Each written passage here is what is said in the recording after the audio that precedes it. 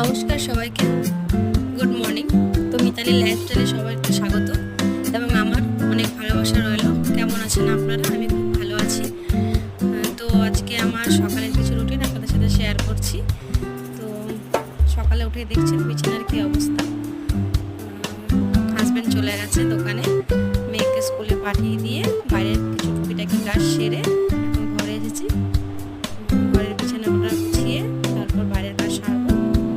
তো সকালবেলায় জানেন বিছানায়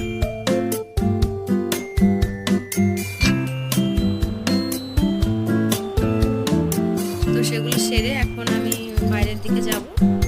বাইরের কিছু কাজকর্ম আছে, আজ বৃহস্পতিবার পুজো আছে,